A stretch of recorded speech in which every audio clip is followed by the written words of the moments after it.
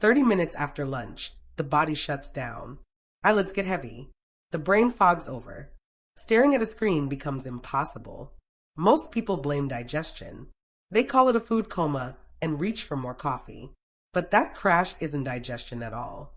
It's a traffic jam happening inside the bloodstream right now, and it's aging the body faster than almost anything else. Today, we're looking at the exact mechanics of what happens when food enters the system and movement stops.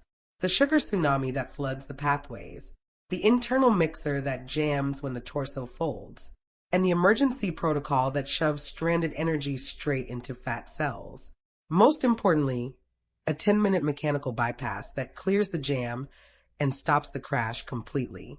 When food enters the system, the digestive tract breaks it down into glucose, tiny molecules of energy. This glucose floods directly into the bloodstream. Think of the bloodstream as a central highway delivering fuel to every cell. When the body is active, this highway flows smoothly. Fuel enters, gets delivered, exits. But when a meal is consumed and the body immediately sits still, something unnatural happens. The highway floods with thousands of fuel molecules while the parking lot slams shut. Muscles are the biggest storage sites for glucose, but when muscles aren't contracting, their doors lock. They refuse entry. Now there's a massive glucose surge trapped in the bloodstream with nowhere to go. High blood sugar is toxic to blood vessels. The body recognizes this as an emergency. Blood vessels are lined with a delicate layer of cells called the endothelium. Excess glucose acts like tiny shards of glass scraping against this lining. The damage is immediate. The walls become inflamed. This is the beginning of vascular aging. Every post-meal spike that isn't cleared creates microscopic damage. The pancreas acts like a frantic traffic cop. It pumps out insulin, a hormone that acts as a key, forcing cell doors open and shoving glucose inside. But here's the failure. Because the body is frozen in a chair, muscle cells resist the insulin aggressively. They're saying, we don't need fuel right now. This resistance compounds over time. When cells repeatedly refuse insulin's signal, they become desensitized. This is called insulin resistance, one of the primary drivers of accelerated aging. So the pancreas panics. It floods the system with even more insulin, creating a massive hormonal spike. This spike, and the chemical crash that follows, is the real source of that paralyzing exhaustion. The blood thickens with stranded energy. Circulation slows. The brain dims the lights because all internal power is being diverted to clean up the flooded system. This isn't peaceful digestion. It's a biological fire. While the sugar tsunami crashes through the bloodstream, another mechanical failure happens in the torso. The stomach isn't a storage tank. It's a muscular cement mixer. When food drops in, the outer walls churn, contract, and fold that food into digestive acids. It's a vigorous mechanical process that needs physical space to operate. The stomach has 3 muscular layers that work together in coordinated waves. Each wave takes about 20 seconds, grinding food particles against digestive enzymes and acid. Now picture what happens when someone finishes a meal and immediately sits at a desk. The torso folds into a 90-degree angle. The abdominal space compresses. The active, churning stomach gets physically crushed. It's like putting a heavy clamp across the middle of a cement mixer. For years, people have been told that heartburn and bloating come from eating spicy foods or producing too much acid, so they chew antacids. But for most people sitting at desks, the acid isn't the problem. The problem is geometry. When the body sits folded, the stomach cannot expand and contract properly. The muscular waves that push food downward, a process called gastric emptying, grind to a halt. In a compressed seated position, this process can stretch from 2 hours to 6 or even 8 hours. Food sits in the stomach far longer than designed. Food and corrosive acid sit trapped in a squeezed chamber. Internal pressure builds rapidly. That trapped acid has nowhere to go but up, forcing its way against the valve at the bottom of the esophagus. The esophagus has no protective lining like the stomach does. When acid makes contact, it burns the tissue directly. Repeated exposure creates inflammation and scarring. The burning sensation isn't overproduction of acid.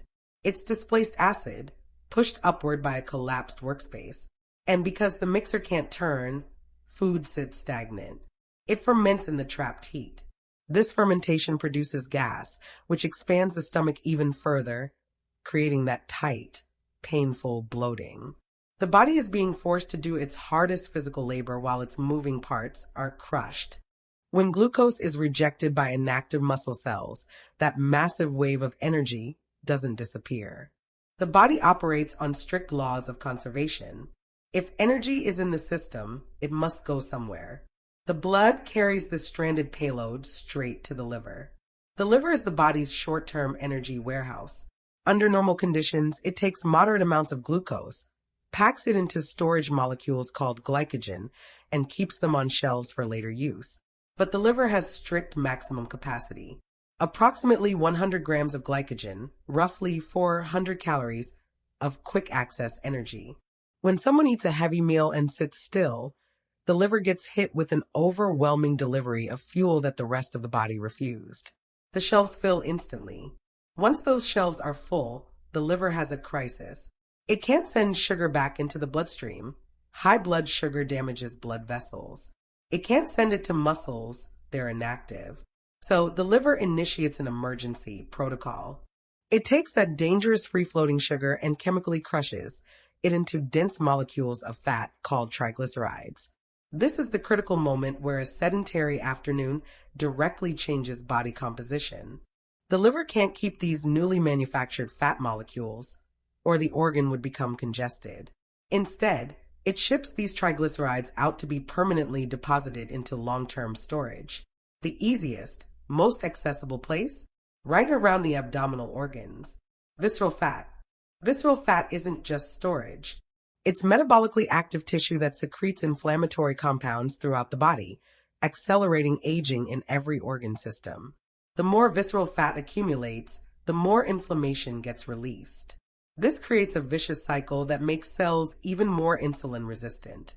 If this cycle repeats daily, eating a heavy lunch and immediately sitting at 90 degrees, the metabolism gets trained to bypass muscles entirely and route all incoming fuel directly into abdominal storage.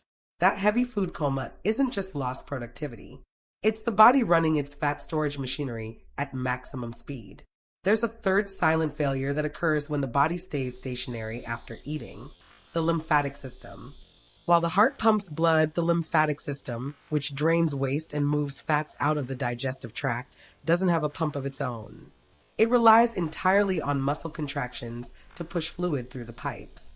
When a meal is consumed, especially one containing fats, those fats get absorbed into lymphatic vessels in the gut. To move those fats into the bloodstream where they can be used, the body needs the muscle pump. When someone sits perfectly still, this drainage system shuts down. Imagine a sink slowly filling with water while the drain is clogged. Water pools. Pressure builds. This is what happens in the midsection when there's no movement. Fluids and fats being processed by the gut become stagnant. This lack of drainage creates that heavy feeling in the legs. The visible puffiness in the face and hands after a large meal. By refusing to move, metabolic waste sits and simmers in tissues. This triggers low-level inflammation. The body senses the lack of flow and holds onto even more water to dilute the waste, adding to the bloating and mental fog. Without the mechanical squeeze of muscles, the entire waste management system goes on strike. But there's a way to stop this fat storage protocol and lymphatic stagnation before they activate. A built-in mechanical bypass that clears the traffic jam instantly. When someone is sitting still, the front doors to muscle cells are locked, waiting for insulin to open them. But muscles have a secret back door. This back door is a specialized glucose transporter called GLUT4. Under normal conditions, GLUT4 transporters stay buried inside the muscle cell. They only come to the surface when insulin signals them. But when muscles contract, something remarkable happens. The mechanical act of contraction itself triggers a completely separate pathway. The GLUT4 transporters move to the cell surface without any insulin involvement whatsoever. When the body stands up and starts walking at a casual pace, the physical contraction of leg muscles automatically forces these back doors wide open. Here's the crucial piece. Contracting muscles allows them to pull glucose straight out of the bloodstream without needing any insulin. The frantic traffic cop gets bypassed completely. Studies show that a simple 10-minute walk after a meal can reduce blood sugar spikes by up to 30%. The effect is immediate and doesn't require any change in diet or medication. By taking a simple 10-minute walk immediately after finishing a meal, the large muscles in the thighs and calves transform into giant absorbent sponges. The sugar tsunami gets instantly diverted away from the liver and pulled into working tissue to be burned as immediate energy. The blood sugar spike flattens out. Because there's no massive spike, the pancreas never panics. It never floods the system with the insulin that causes the exhausting crash. The benefit compounds over time. When cells don't have to fight against insulin resistance, they maintain their sensitivity. The pancreas doesn't get exhausted. The vascular damage never accumulates. The inflammatory cascade never triggers. Simultaneously, by standing up and maintaining an upright posture, the physical pressure on the stomach gets relieved instantly. The cement mixer unkinks. It churns naturally and empties downward, completely eliminating the upward pressure that causes heartburn and bloating. No gym required. No sweating necessary. Just a gentle, steady stroll for 10 to 15 minutes. That small, consistent mechanical movement is all it takes to keep the fuel highway clear, stop the liver from storing belly fat, and keep physical and mental energy stable for the rest of the afternoon. If this mechanical breakdown changed how you think about that afternoon crash, hit the like button. Subscribe for more breakdowns of how the body actually operates. And share this with someone who's still reaching for their third cup of coffee at 2 in the afternoon. Drop a comment below if you want another internal system visualized next. Keep the engine moving. Keep the pathways clear.